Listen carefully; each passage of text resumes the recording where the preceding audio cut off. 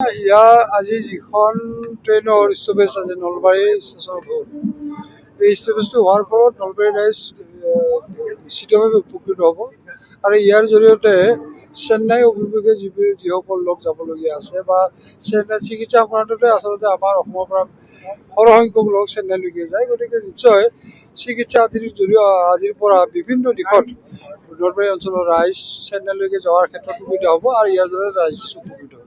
যেহেতু দূৰণিবতীয়া ট্ৰেইনসমূহৰ ষ্টপেজ নলবাৰীত খুব কম আছে, খুব কম ট্ৰেইনৰ এই ক্ষেত্ৰত কিবা আহ্বান জনাব ৰেল বিভাগক? নাই এতিয়া অলপ জ্যেষ্ঠ নাগৰিকসকলৰ লগত আলোচনা মিলিত হৈছে। তেওঁলোকে কৈছে যে তেওঁলোকৰ চেন্নাই হ'ল, দিল্লী হৈছে, এতিয়া তেওঁলোকে বিচাৰিছে যে পুৰীৰ যিখন ট্ৰেইন পুৰী এক্সপ্ৰেছ, এই পুৰী এক্সপ্ৰেছখনৰ কাৰণে তেওঁলোকে ইয়াৰ ষ্টপেজটো বিচাৰিছে আৰু এই ক্ষেত্ৰত ডেফিনেটলি মই এগৰাকী সাংসদ হিচাপে মই যি ব্যৱস্থা গ্ৰহণ কৰিব লাগে বা য'ত টিপিলে লাইটটো জ্বলিব সেই ব্যৱস্থা। ইয়াৰ আজি যিখন ট্ৰেইনৰ ষ্টপেজ আছে নলবাৰী ষ্টেচনৰ ঘৰ এই ষ্টপেজটো হোৱাৰ ফলত নলবাৰী ৰাইজ নিশ্চিতভাৱে উপকৃত হ'ব আৰু ইয়াৰ জৰিয়তে চেন্নাই অভিমুখে যিসকল লোক যাবলগীয়া আছে বা চেন্নাই চিকিৎসা কৰাটোতে আচলতে আমাৰ অসমৰ পৰা সৰহসংখ্যক লোক চেন্নাইলৈকে যায়, গতিকে নিশ্চয় চিকিৎসা আদিৰ পৰা বিভিন্ন দিশত নলবাৰী অঞ্চলৰ ৰাইজ চেন্নাইলৈকে যোৱাৰ ক্ষেত্ৰত সুবিধা হ'ব আৰু ইয়াৰ জৰিয়তে ৰাইজ উপকৃত হ'ব। যেহেতু দূৰণিবতীয়া ট্ৰেইনসমূহৰ ষ্টপেজ নলবাৰীত খুব কম আছে,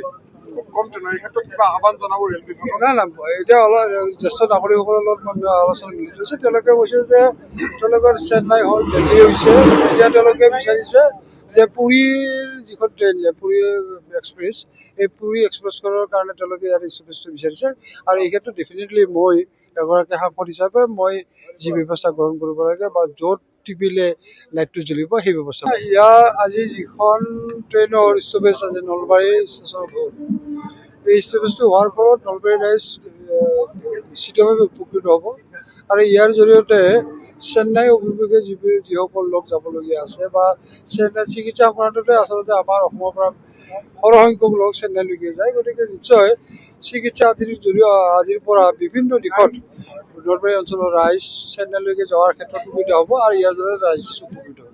যেহেতু দূৰণিবতীয়া ট্ৰেইনসমূহৰ ষ্টপেজ নলবাৰীত খুব কম আছে, খুব কম ট্ৰেইনৰ এই ক্ষেত্ৰত কিবা আহ্বান জনাব ৰেল বিভাগক? নাই এতিয়া অলপ জ্যেষ্ঠ নাগৰিকসকলৰ লগত আলোচনা মিলিত হৈছে। তেওঁলোকে কৈছে যে তেওঁলোকৰ চেন্নাই হ'ল, দিল্লী হৈছে, এতিয়া তেওঁলোকে বিচাৰিছে যে পুৰীৰ যিখন ট্ৰেইন পুৰী এক্সপ্ৰেছ, এই পুৰী এক্সপ্ৰেছখনৰ কাৰণে তেওঁলোকে ইয়াৰ ষ্টপেজটো বিচাৰিছে আৰু এই ক্ষেত্ৰত ডেফিনেটলি মই এগৰাকী সাংসদ হিচাপে মই যি ব্যৱস্থা গ্ৰহণ কৰিব লাগে বা য'ত টিপিলে লাইটটো জ্বলিব সেই ব্যৱস্থা।